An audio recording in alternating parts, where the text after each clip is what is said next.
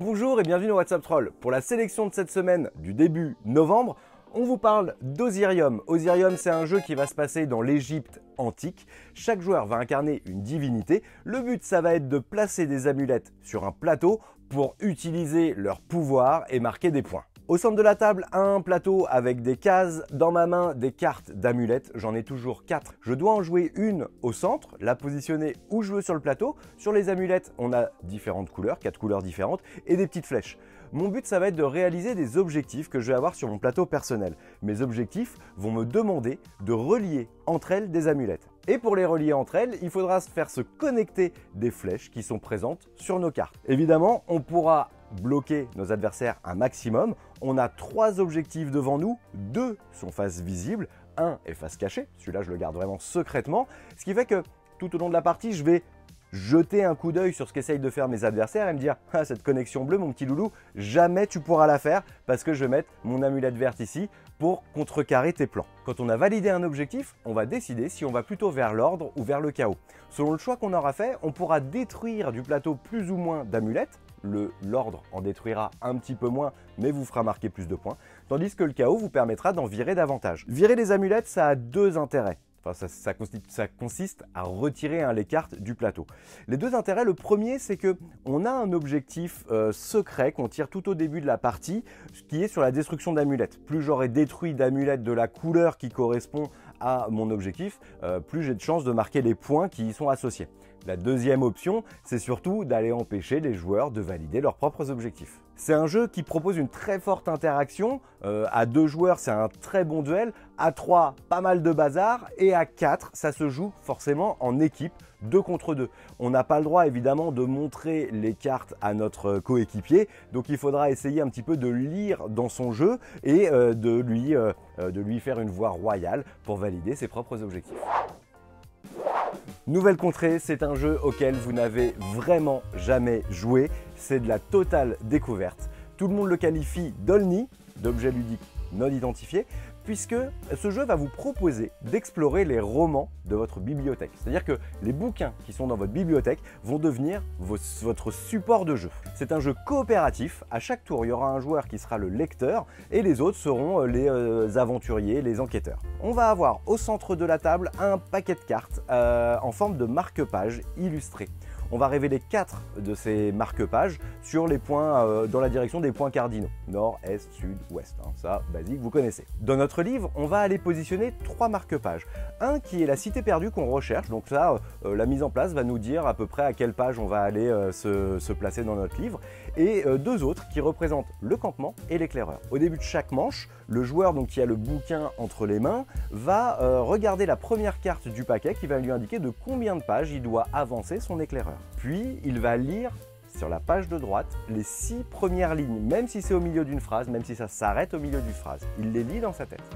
Une fois que c'est fait, il va choisir secrètement une des 4 cartes marque-pages au centre de la table, donc une des 4 images. Il va noter son choix sur une petite boussole, puis il va lire à haute voix le passage. Les joueurs vont se concerter pour essayer de se mettre d'accord sur quelle est l'image qu'a choisie notre lecteur. À cela vont se rajouter des missions.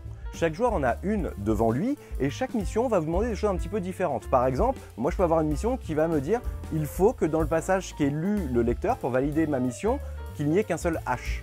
Il faut qu'il y ait 3 fois le son O. Il faut qu'il y ait 2 personnages clairement identifiés dans le passage, etc., etc. Si je pense avoir validé ma mission, je vais la tendre au lecteur. Le lecteur va me dire oui, c'est validé ou non. Si c'est pas validé, on va perdre des lettres. Les lettres, c'est un petit peu nos points de vie qu'on a au départ. Et si elle est validée, on va pouvoir aller mettre ma mission en tant que marque-page dans le bouquin. On revient sur notre image. Si on a choisi la bonne, notre campement rejoint l'éclaireur et du coup, on avance nos marque-pages vers la cité perdue, ce qui est notre but, puisqu'une fois qu'on est arrivé à la cité perdue, on a un ultime passage à lire avec quelques contraintes supplémentaires. Si on les valide, c'est gagné.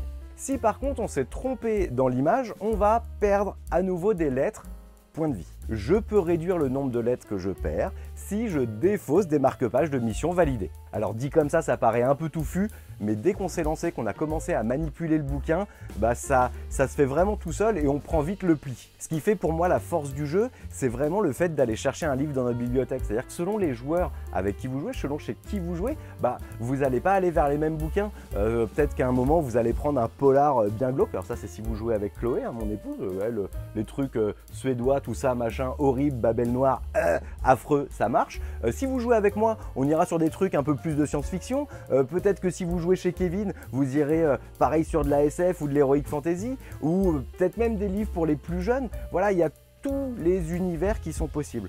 Au jeu de base que je viens de vous décrire se rajoutent également des modules qui vont vous proposer davantage de règles comme des mini-extensions, des aventuriers avec des pouvoirs asymétriques, des règles supplémentaires de ponctuation, enfin voilà, il y a plein de choses, c'est très riche. Moi je n'ai jamais joué à ça et j'ai trouvé ça extraordinaire. Dans la série Welcome to, je voudrais To the Moon. C'est le dernier opus de ce jeu de flip and write où on va révéler des cartes, annoter nos petites fiches et cette fois, il va vous proposer une aventure évolutive en campagne. Chaque joueur va posséder sa fiche, il y en a 8 différentes dans le jeu.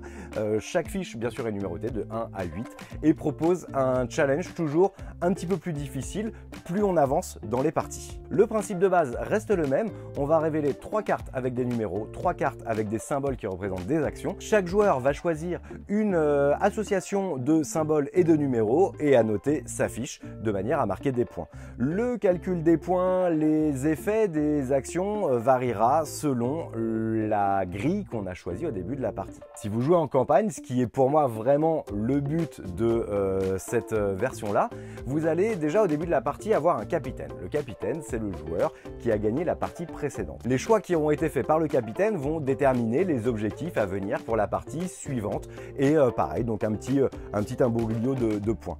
À ça, vous ajoutez des cartes que vous allez découvrir au fur et à mesure de vos parties. Si comme moi vous avez aimé Welcome et notamment le premier opus, vous ne pourrez qu'accrocher à Welcome to the Moon qui va vous proposer ces 8 challenges différents avec un même système de jeu. Comme chaque grille en fait vous propose un challenge qui augmente en puissance, tel une vraie montée en puissance, un petit peu comme votre fusée qui va tenter d'arriver sur la Lune. Et voilà pour la sélection de cette semaine qui entame le mois de novembre. N'oubliez pas, c'est le mois de Movember, cœur sur vos moustaches. N'hésitez pas, comme d'habitude, à liker, partager, commenter et vous abonner à la chaîne So Many Bits, à la page Le Troll Savant. Moi, je vous dis à très bientôt. Salut!